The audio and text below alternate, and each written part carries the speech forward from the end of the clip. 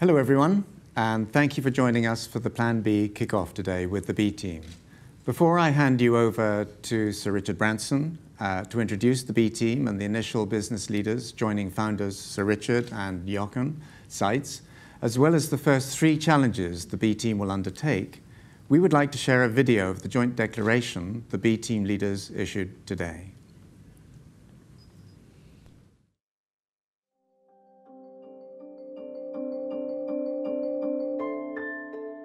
We, the B team, believe that the world is at a critical crossroads. Global business leaders need to come together to advance the well-being of people and the planet. In fact, we think business has to think this way in order to thrive. The private sector can and must redefine both its responsibilities and its own terms of success. a Plan B for concerted, positive action that will ensure business becomes the driving force for social, environmental, and economic benefit. Business is now waking up to the reality that if we carry on using the natural resources of the world sustainably, they'll quite simply run out. With a burgeoning population, more people are living in poverty than ever before. And inequalities are increasing in many parts of the world. Unemployment rates are at frightening levels. Non-profits alone cannot solve the tasks at hand. While many governments are unwilling or unable to act. While there are myriad reasons, it's what we have arrived at this juncture. Much of the blame rests with the principles and practices of business as usual. These are not the outcomes we envisioned as we grew our companies. This is not the dream that inspired us. And the overwhelming conclusion we've reached is that businesses have been a major contributor to the problems. And we as business leaders have the responsibility of creating sustainable solutions. Therefore, if we leverage the many positives of business, the spirit of enterprise, innovation, and entrepreneurship that has helped realize improvements in quality of life, and enabled technological and scientific progress, we can create an unprecedented era of sustainable, inclusive prosperity for all. The time has come for us to play our part in finding the solutions, and that's why we're forming the B team.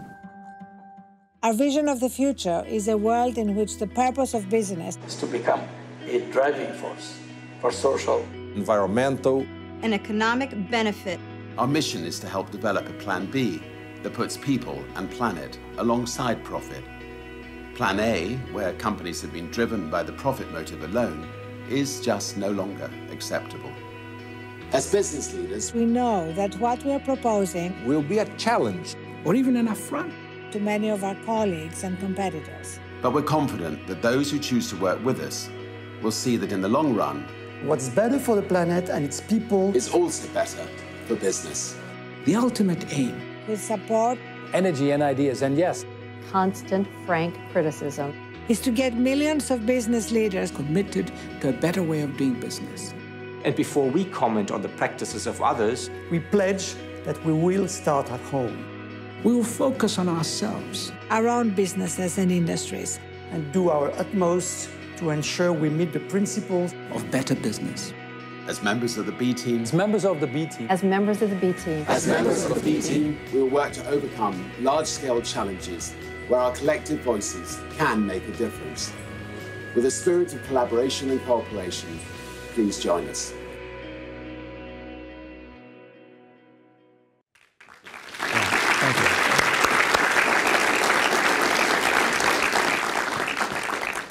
Let's start with you, Richard. What brought you to the B team? Well, look, first of all, good morning, and thank you very much for all coming today. And a big thank you also to everybody who's joining us virtually from around 500 events in 121 cities around the world. Well, before I introduce you to the B team leaders, I would first like to share why Jochen and I have been working with a wonderful group of partners to found the B team and what we're aiming to do. Similar to the elders, who are a group of ex-statesmen and global leaders dealing with conflict resolution issues around the globe, myself and others thought, wouldn't it be great to get some key business leaders together to think about the issues facing the world? So we decided to give it a go. In short, the B team is about how business can help. We are business leaders who want to create a new approach to business that puts people and planet alongside profit. We want to join forces with government agencies and the social sector to help solve some of the biggest social and environmental challenges facing our world. We feel passionately that business can and must be a force for good in the world. As parents, grandparents, and leaders of companies, we're committed to using our collective voices and resources to ensure that we accept that the current way of doing business is broken and that we need a far better approach to ensure that we take care of our common global family and this wonderful planet we call home. One of the key issues that has contributed to the problem of today's world is the single-minded pursuit of financial profit at the expense of everything else. And we believe it can no longer be this way.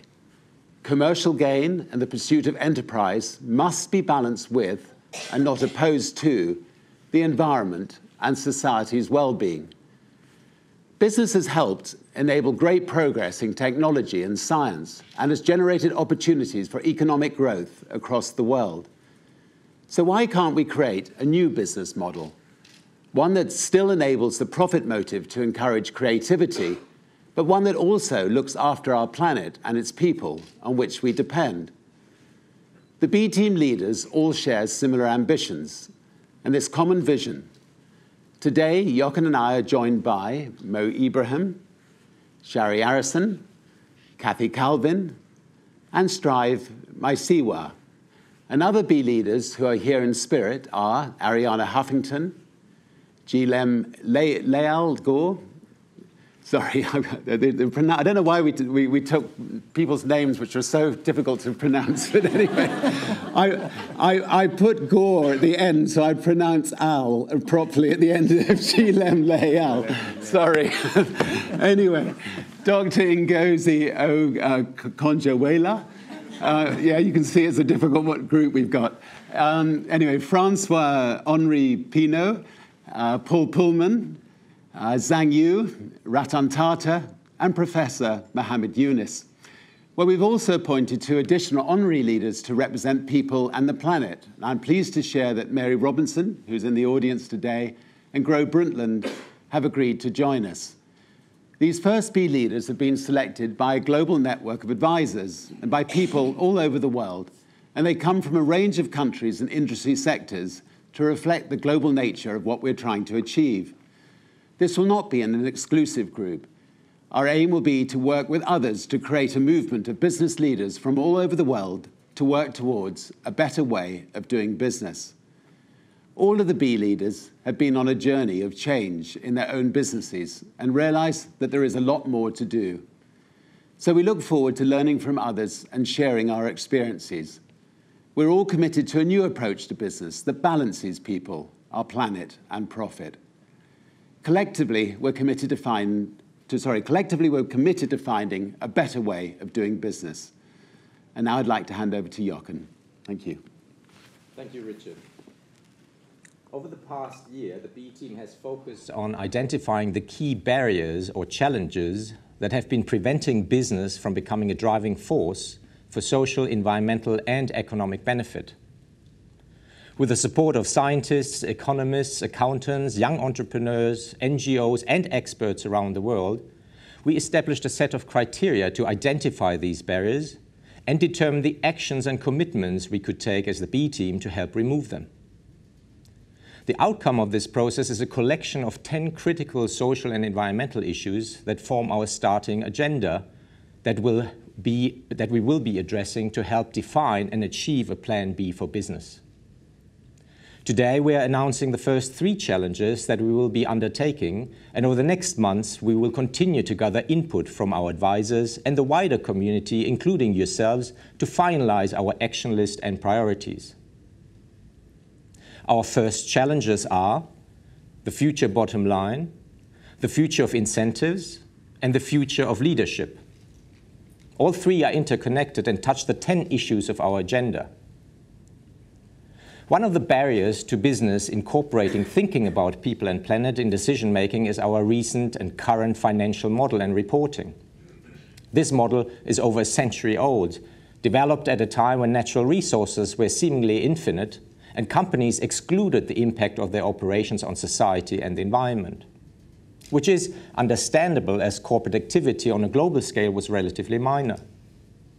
But this has changed dramatically, and so too should the way we measure and report and ultimately conduct business. With the challenge of the future bottom line, we see greater corporate transparency and accountability as an important starting point, not only for shareholders to understand how companies will create long-term value, but to also measure and be transparent about the most important negative and positive impacts a company's activities have on the environment and societal well-being in addition to just financial profit. As businesses, we need to recognize and measure the immense value of nature's services that are currently being taken for granted and without which companies and us humans could not sustain ourselves. This will ultimately help account for the environmental consequences of commercial decisions and help define tools and activities that will ingrain sustainability into businesses' DNA and its processes in the future. The B team will help develop, catalyze, and support new and evolving tools that will help businesses achieve true and lasting sustainability for the long run, and in the future also enable a new type of reporting and standardized methodology that is adaptable to the future demands of the public and the planet. We recognize that while business needs to embed sustainability into its day-to-day of doing business, there needs to be a corresponding change in corporate reporting that does not just lead management investors to focus on short-term results only. Short-termism limits a company's ability to focus on long-term development, and let's face it, has played a significant part in the global financial crisis in past years. This in turn has impacted negatively on society across all levels. To adopt a corporate performance model that is also transparent and relevant for assessing long-term value is therefore key. The second challenge to begin creating a Plan B is the future of incentives. One of the fundamental barriers to businesses pursuing long-term social and environmental benefit is the current policy and regulatory environments in many countries around the world. Positive market incentives are too few and are also up against the never-ending expansion of perverse incentives that fly in the face of long-term benefits to people and planet. The future of incentives will focus on identifying and proposing better ways of incentivizing companies to pursue complementary social, environmental, and economic benefits. We will work with experts to identify and map both positive and harmful incentives and collaborate with multi-stakeholder partners in governments, civil society, and amongst our business peers to help develop incentive systems that contribute to the future bottom line at many levels. In doing so, we hope to create a new dialogue and help shift market and business behavior towards incentives that maximize social, environmental, and economic returns together and not at the expense of one another. And internally, it is key that businesses incentivize their own management to incorporate best practices and pursue activities better addressing people and planet. This leads us to our third initial challenge, which Shari Arison will share with you. Thank you, Jochen. There is an underlying theme in the first two challenges and in the overall vision of the B team. It is leadership. It takes a certain kind of leader to step outside the old traditional practices to question the status quo. Anyone can be a leader, each one in his own field and circles of life. In business, we need more and more leaders to do just that. Move away from the current mindset of competition and the ultimate goal of financial gain and recognize that we all share a stake in our collective future. The growth of any individual company and even a broader economic growth in today's world must benefit people, society, and the planet. As leaders ourselves, we have the responsibility to cultivate and foster a new generation, a generation of leadership that instinctively understands the impact of their actions. In recognition of our collective efforts to help bring about responsible leadership to future businesses, we are announcing today our third challenge, the future of leadership. What we want to do is define and help guide a more aware form of leadership that places values at the core of the workplace, leadership that is committed to being steered by a moral compass of being fair, honest, positive, and creative in every decision made and every action taken. A leadership that is founded on a broader, more holistic model of cooperation aimed at generating long-term value with the wider perspective that considers society, the environment, and the economy. We believe that a collaborative effort between business leaders can be a way forward to accelerate and scale up the way ideas and positive solutions are generated and implemented. By attaining our objectives, the next generation of business leaders will not even question that business must provide benefits for all stakeholders, including nature and society. Kathy Calvin will expand on this further. Thanks, Shari. So collaboration is key, and that's why we are launching today, not only with an audience here, but with audiences around the world. Whether we're talking about world leaders or business leaders, we have to work together. We live in an era when it is easier than ever to connect with people, but we still need better and more productive ways to collaborate. The B team is building a bottom line while learning from others. We are learning from the groundbreaking work of a vibrant civil society, experts, analysts, and leaders of all kinds of organizations who are creating new ways to partner around great ideas and turn them into action. The initial challenges my B team colleagues have outlined this morning are the first steps we are taking to develop a Plan B. We strongly believe that our collective conviction will enable change at a faster pace with a bigger reach and real purpose. As a team, we must always be aware of what people are saying, what they need, what works in their communities, and what they want for their futures. This is a fundamental tenet of the kind of leadership that will best serve the long-term interests of people and planet.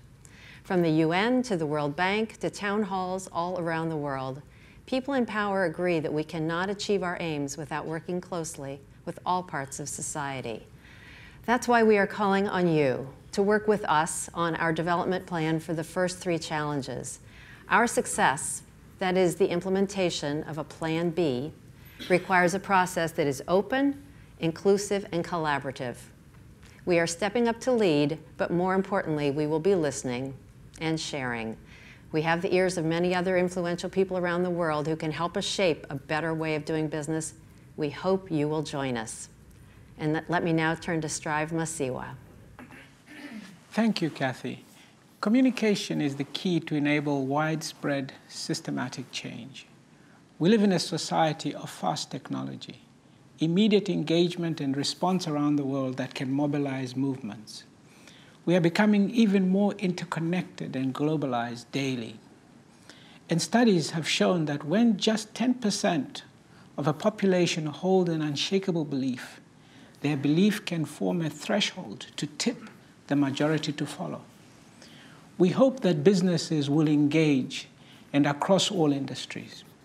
Our ultimate aim is to get business leaders committed to a better way of doing business. And we call on our peers to help us solve the challenges we have initially outlined today. We know that we have an ethical imperative to do so. As a team, we are excited to be making these first steps, and we are committed to trying to enable positive change through strategic intervention. We are dedicated to finding and also working to develop the best solutions for each challenge, and doing all that we can with our collective influence to scale them to a tipping point. And you are an integral part of this process. We encourage you to contribute your views to our first 3 challenges and the charter for better business we are developing. Many of you here today and joining us virtually will become the leaders of the future and can and hopefully will change the trajectory course we are currently on, and thus change the course of history. By leveraging the spirit of business and entrepreneurship, we believe that we can push past the tipping point into an unprecedented era of sustainable, inclusive prosperity for our planet and the people everywhere. Thank you. Thank you, Strive, and thank you all for your introductory comments. What I'm going to now do is start the Q&A, question and answer session. And Mo Ibrahim, if I can start with you. We have a question in from one of the sessions that is happening in Geneva, Switzerland. And people will know that you have an extraordinary history of driving change in various sectors and in Africa in particular. The question is, why do you think business can be a force for good and particularly for the better? Of course, business is important. It is a real driving force for development. Everything around us is created by business. Innovation that's business. Jobs, prosperity, etc. But sometimes as business people we misbehave. And it's really time to face up to this issue. Occasionally, we would like to speed things up, and a little bribe here, a little bribe there, you know, to help get things moving. Then, of course, we have the financial resources to hire the best accountants and the best lawyers who can draw circles around the Inland Revenue or the IRS or the regulatory people, etc. Make sure we stay out of prison, of course, and that's not smart.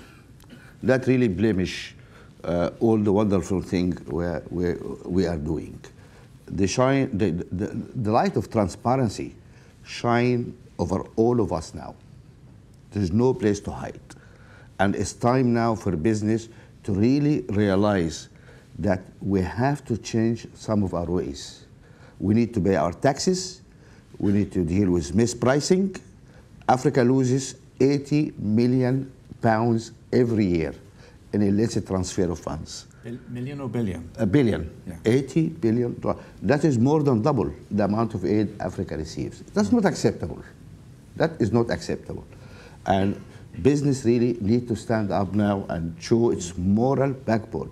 Most of business people are really well-meaning people, and it's time just to ensure that we have much better corporate governance.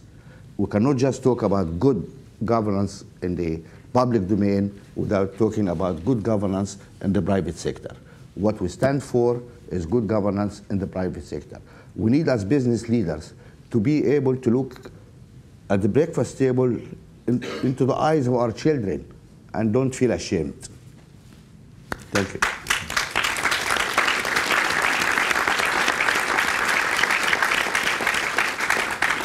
And if I can just very quickly come back, I mean, the video that kicked this session off made it very clear that the B team leaders are committed to dealing with these sorts of issues within their own organizations. You've built a business without corruption. How has that been possible? Very simple.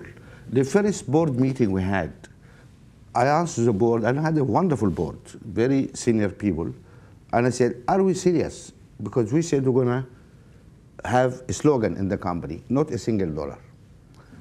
And people said, how are we going to enforce that? Every company, every board of any company say, oh, we don't pay bribes. But they never put in place the systems which support the managers out there in the field. What we have done, we said, any chief executive we have operations in 14 African countries, building mobile networks. We said, no chief executive can sign any check above $30,000 without the whole board signing that check. I had 14 board members, include some of really the most well-respected people really in the business world. That sorted everything out. If any of our managers came under pressure to pay a bribe, he would simply say, okay, whatever you want. I'm going to write now to my board. But who is in my board? I had Lord Priors, I have directors from the World Bank, I had people, director from CDC, the government organization, from OPEC, another American government organization. It's Dutch FMO, which is the government. It is a whole international community was on my board. nobody can come and ask those guys for bribes. That's a lovely recipe. Thank you very much, Mo. Kathy, the next question is for you. And I want to make that's the point. Yep. Once people know you don't pay bribes, nobody bothers you. Yeah. The assumption that everybody out in Africa coming after you, actually, I believe in many cases the business is an instigator of the bribe. Yeah. And we really have to make that clear. That's a great point. If businesses stop paying bribes, then the African leaders or the leaders around the world who accept bribes won't have any bribes to accept. So the businesses have to stop on a global basis. Yeah. Absolutely. Thank you. Thanks. Kathy, the next one is for you, and it's from the Netherlands, and it's from Rob Jacobs of Energico, and it reads as follows: how can we increase involvement of our younger, and particularly our youngest generations, in the ideas of people, planet, and profit? They're the business leaders. So how can we increase their involvement? Well, I think we have to recognize that they're leading us, and we need to listen really well, because I think this next generation already lives with the mantra of people, planet, and profit, not ruling out profit, but certainly including people and planet from the beginning. I think this next generation is ready to lead. This is the most prepared generation for the kind of leadership we're talking about. So I think it's been great that we've included so many young people in the outreach today. But I think it goes further, and this is one reason I think the magic of this organization, the B Team, is that it's about business, but it's not business exclusively talking to itself. It's working with all the sectors. If we don't work with the government sector to talk about the principles and policies, we can't change things. If we don't bring in civil society, who has to be a partner in all problem solving, we can't make a difference. So I think young people are going to be the glue, because increasingly, I think all of these organizations come together around problem solving and will look much more like each other in 5 years than they do today.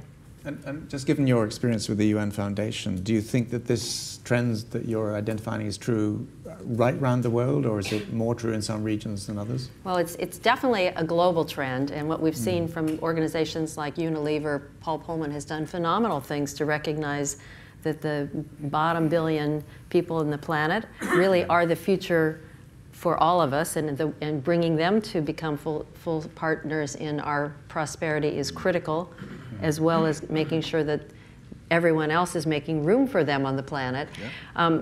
So I think you'll see that more and more people now see that they want to be global partners, not just with the UN and the World Bank, but with each other. So the business-to-business solution making around the world is really happening. I don't think there's a region where it's not happening right now.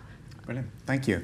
The next question is for Shari, and it comes from Tel Aviv in Israel, of course. And the question runs as follows, and it's based on the fact that you have a group of companies which are in very diverse sectors, but it's how do you implement values in such diverse companies? And what sorts of lessons can be extracted from that to guide other leaders, and particularly the B Team in developing its leadership challenges? Well, we are on 5 continents, 40 countries, based in Israel. Like you said, very diverse companies in finance, real estate, infrastructure, renewable energy, water, and salt, and also several philanthropic organizations. I find that what's most important is to bring about the right people, first of all, from board level, management, employees. I surround myself with people who are both professional and also have a big heart, people who really care. We've built a value-based business model that has been researched by 4 top universities, and it's now being made into a curriculum. And how we've implemented this in all the different companies is we created cross-organizational forums. So there's representatives from all the different companies and all the different foundations that sit together, and they're usually middle management level, people who do this besides their job. And they talk about how they can implement this across the board in all the different companies. We have 13 values. We started with 4: financial freedom, sustainability, volunteering, and giving. And they meet quarterly to not only set the goals, but also report on how it's been implemented. And when I talk about implementation, it's from top down, bottom up. It's the board, management, and all employees all around the world. So as an example, if we talk about sustainability, we have sustainability workshops for all the employees all around the world. so they know what they're doing. They know why they're getting up in the morning and what they're contributing to. I think that really leadership is by example. So we're here to share our knowledge. We have a lot of case studies, both from our companies and other companies around the world, and we're here to share it. And human beings were all fallible. Some of us struggle to remember 4 things, let alone 13 values. When people, for whatever reason, screw up, trip up, whatever, what do you then do? Did you simply toss them out of the company, or are there intermediate steps? Actually, it's interesting. Each company and organization works on a different vision. So if it's the bank, it's financial freedom. And if it's the infrastructure company, it's sustainability. I have an organization for inner peace. And what I found was, after building vision after vision after vision, it became a model. So we have very unique values that are not business terms, like purity, and we're all one, and inner peace, and sustainability, and added value for humanity, and so on and so forth. They also have a wonderful website, which is looking for good news stories and good deed stories, which you publish every day. Yeah.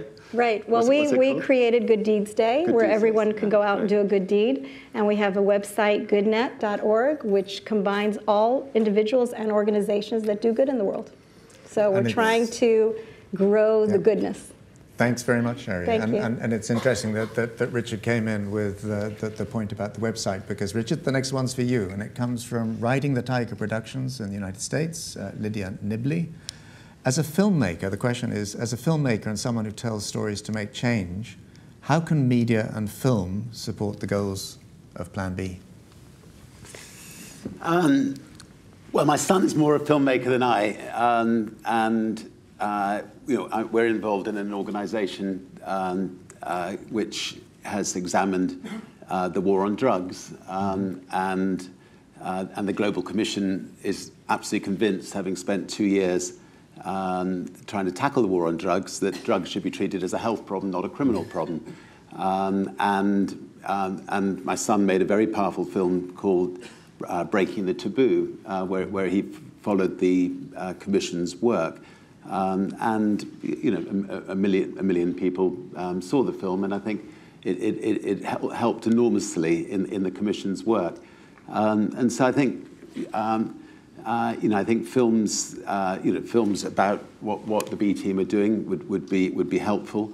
But hopefully in time we can start getting films, feature films made that don't portray business leaders as the Plan A business leaders, but will start portraying business leaders in a positive way, because they deserve it, rather than and obviously hopefully over the next decade the business world will change a bit, so that so that the image of the business world can become a positive one. We did Wall Street version 3. Yeah, Wall Street. Yeah. Wall Street 4. We're waiting on 3 and 4. Number 3, yes. And we know there are a lot of them out there, and we're hoping to bring those stories forward. Brilliant. Thank you all.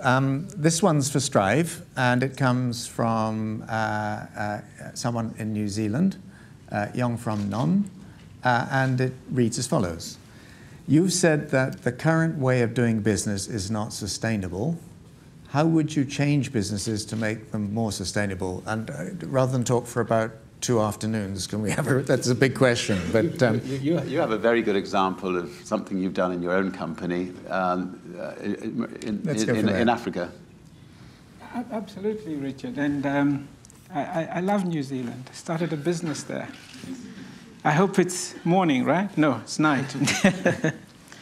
As Richard was saying, sometimes it's just by changing some of your own processes.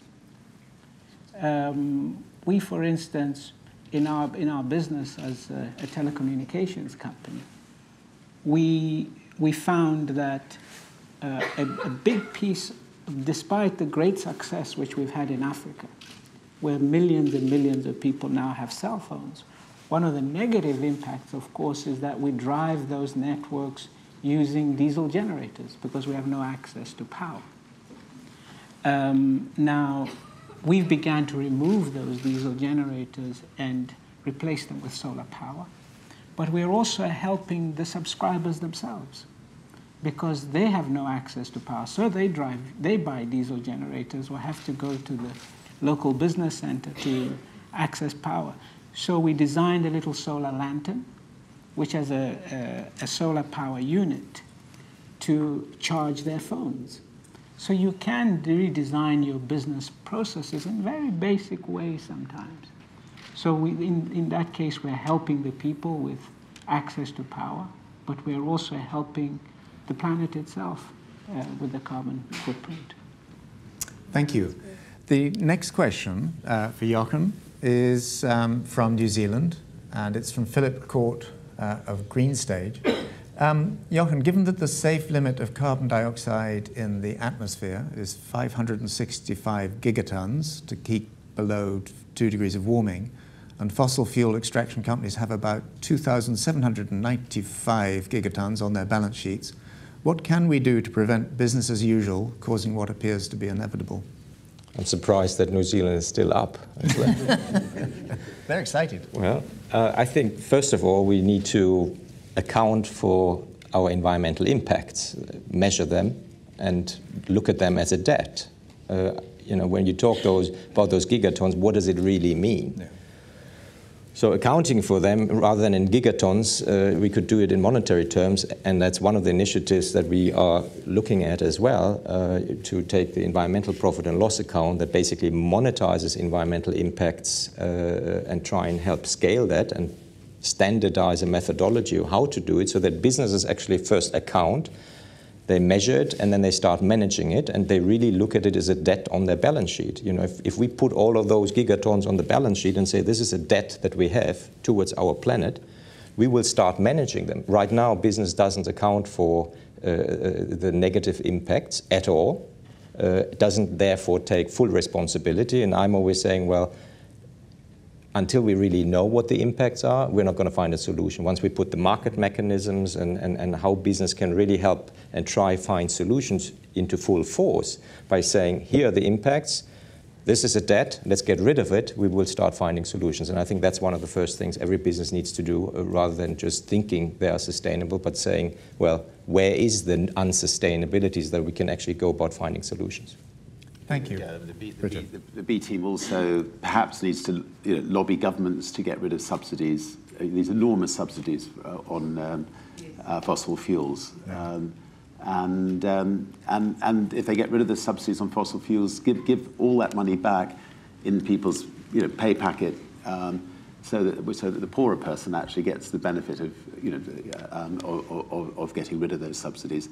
I think most of us in the B team would feel that you do need a carbon tax. And again, if you have a carbon tax, then again put all that money back in people's wage packets, so that 100% of the money goes back into people's wage packets. And I think unless you do those two things, you're never going to get on top of the problem. I mean, it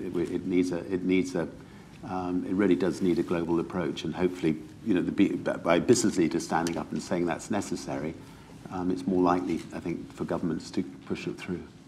We've only got about another 5 minutes before the on-air part of this ends, and people then in their localities go into their particular sessions. But Richard, you set yourself up because the next question comes to you, and this is from Australia. And it's, does your plan take into consideration small business? Will it be inclusive of small businesses and entrepreneurs? 100%. I mean, I think, as Kathy said, we can learn a lot from small businesses, and we need, I mean, small businesses will be the big businesses of the future, and we'll be very much working with small businesses. And John, also there's the whole trend toward the social business that Mohammed Yunus is talking about, which I think a lot of young people are very excited about. They really believe in that new model. And while it's still a new model, I think we're going to see lots of new models. The point earlier that all of our current rules were 100 years old, everything's up for grabs. Yeah. The next question, thanks Kathy, comes from the United Arab Emirates, and I think we may actually have a bit longer than I just indicated. But the question is this, it's posed to Jochen, but I'd be interested to see what other people on the panel have to say on the question. How are ethics defined, and when and where do you draw the line? But can we start with you, Jochen? Well, I think we all individually need to decide where to draw the line, but what we try to do leading up to this event is to actually define what we call a moral compass, or the key aspects and principles that ultimately can drive our decision making. And we've developed a very simple tool. We're saying if what we're doing is fair, honest, positive, and creative, it's a go. If one of the four is a no, we have to go back to the drawing board. So being fair, honest, positive, creative is something that you can apply every day, every time you make a decision. Is it fair, honest, and positive and creative what I'm doing? And I think it's something that transcends culturally.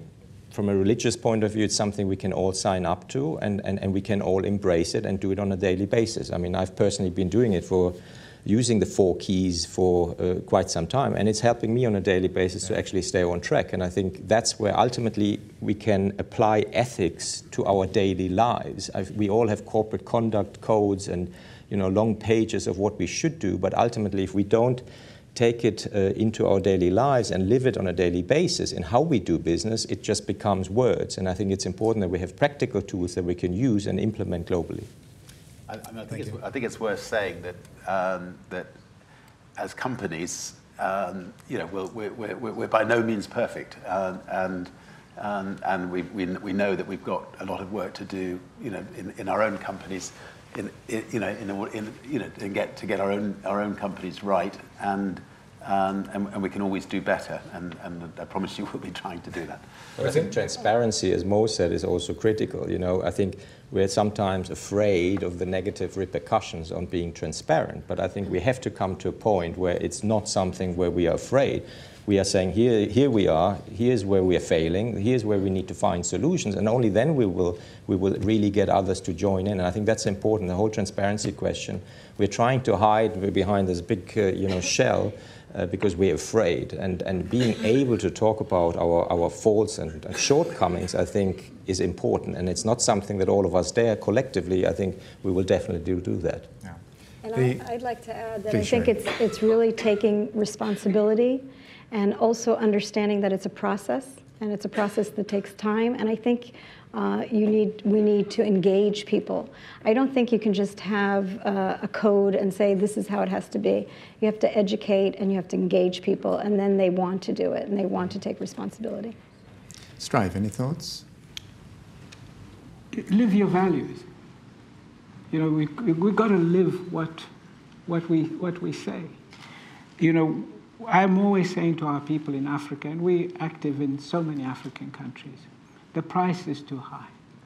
There is no deal we cannot walk away from. There's never been a deal we cannot walk away from if you ask us for a bribe. And once that is known amongst your people, that there's also no price, which the price that you pay if you work for us is you will lose your job. So it's a very simple process, but you've got to live your values. Yeah. It strikes me that the B Team's logo has a line drawn under the logo. So one of the things that'll be interesting to watch is not having the stories after people have actually drawn the line, but actually sometimes watching people as they go through that process of just deciding what's viable, what's ethical, and what isn't. We have time for one more question, and this one comes Ben from Conscious Consumers, and it's for Strive again. On Challenge 2, the future of incentives, what role does the panel think consumers have in being a key incentive for driving more environmentally and socially responsible business? So basically, consumer pressure, what role? Well, I think there's 2 levels, really. Quite often, the designers of incentives are directing them at consumers. Yeah. So the consumers themselves also have a responsibility to say, not at that, I know that you want to lower the price for me, but if this is what it costs us in the planet, then we don't want to do it. Also, they are the key drivers for the industrial players themselves. If consumers draw the line, there is absolutely no reason for for us to sustain incentives. I think what is important, though, is that we quite often I hear the argument that the consumer is not ready or the consumer is not willing. I'm always saying, well, who invented consumerism? So I think there's a responsibility for business to create desire and desirability for a product that is less damaging the products we're bringing to market today. So I think waiting for the consumer to say this is what we need. I didn't know a few years ago I needed an iPad. So I think it's our responsibility as businesses to find solutions that actually help the consumer to make an educated decision so that the products we bring out are the ones that are less damaging or have a positive impact, and the consumers actually steer toward those products. And that's where business has a tremendous opportunity to actually find solutions and get the consumer excited about solutions that are good towards the triple bottom line rather than just financial profits. Thanks, Jochen. Yeah, I mean, in the pipeline today, there's 1,200 new coal-fired power stations. Just those 1,200 coal-fired power stations is equivalent to the amount of carbon that the world can take with everything else. And the consumer can do so much, but I think it's up to the business community to try to find alternatives to those coal-fired power stations and try to drive governments to accept the alternatives. Thanks, Richard. As you can all see, this is an unstoppable process, but I'm going to have to stop it. I'd like to thank the B team leaders for their involvement today, and I'd like to introduce Derek Handley, CEO of B team, who's just going to say a few additional comments. Thank you. No. This morning we've kicked off a Plan B the world really needs. Thank you for being a part of it. Thank you to the B Team Founders Circle who have backed the mission. Strive Masiyiwa, Joanne McPike, Blake Mykoski, Havas, Kering and Puma Vision, the Rockefeller Foundation, the Tiffany Foundation, and of course the Virgin Unite Foundation. Thank you to the hundreds of people who have helped shape the dream to get us to where we are. Thank you to the B Team leaders for having the courage to step up to the plate. Thank you to all of you here in London for witnessing our shared commitment to start today. Thank you to the hundreds of gatherings around the world in 121 cities and 35 countries who have come together this morning to support the journey we are on. We look forward to your ideas and submissions for Plan B online. Thank you.